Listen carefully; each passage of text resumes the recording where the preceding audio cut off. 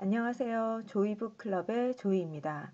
오늘 제가 오랜만에 가지고 온 책은 슈퍼 제너럴리스트입니다. 무엇보다도 제가 도서관에서 이 책에 꽂히게 된 이유는요. 바로 책 표지에 있는 왜 고학력자에게서 깊은 지성을 느낄 수 없는가 이 부분이었거든요. 저자는 이 책에서 지능과 지성에 대해서 이야기하면서 다 아시다시피 지능은 답이 정해져 있는 물음에 대해서 재빨리 정확한 답을 내놓는 능력이다. 예를 들면 1 더하기 1은 무엇인가? 대한민국의 수도는 어디인가? 이에 비해서 지성은 답이 없는 물음에 대해서 계속 그 물음을 되묻는 능력이라고 얘기하고 있습니다. 예를 들면 왜 생명은 진화해 가는가?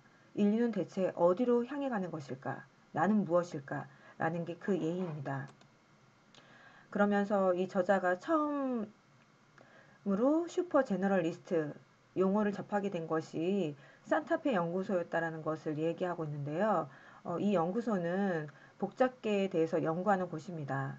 그래서 저자가 이 연구소에서는 어떤 전문가가 필요한가라고 질문을 했는데요.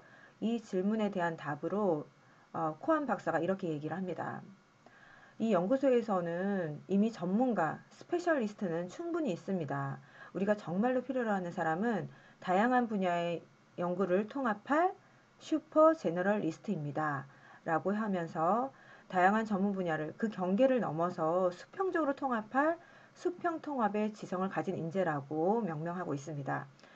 거기에서 인사이트를 얻은 이 저자는 그런 수평 통합의 지성을 가진 인재뿐만이 아니라 한 분야의 어, 이분은 이제 이 저자는 지성을 7가지 분야로 나눴는데 그 나눈 7가지를 수직적으로 통합할 수 있는 인재가 바로 슈퍼 제너럴리스트이다 라고 이야기하고 있습니다.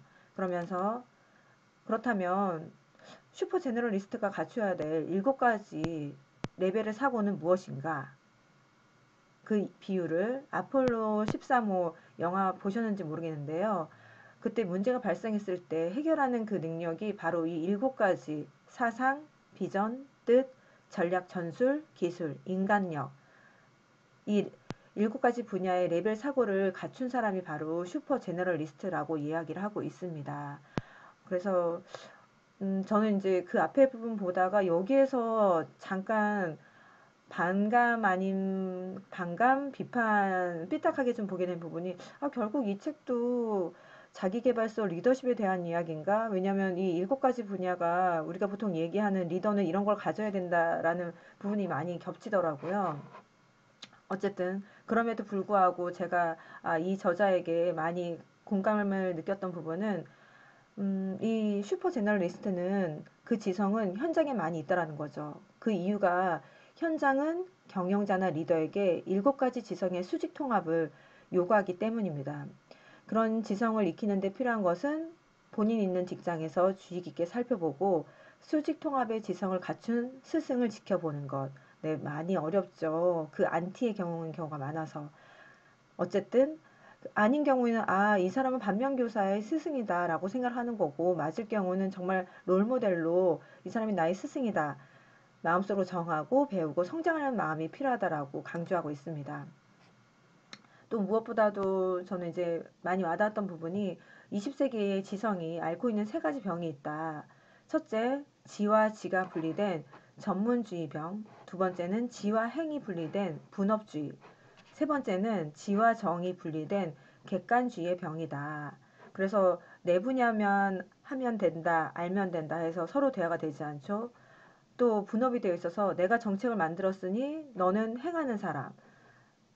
네, 맨 마지막은 인간에 대해서 너무나 객관적인 시점에서 이야기하다 보니 인간이 희노애락을 가지고 살아가는 생명을 가진 존재인데 그걸 잊어버린다는 거예요.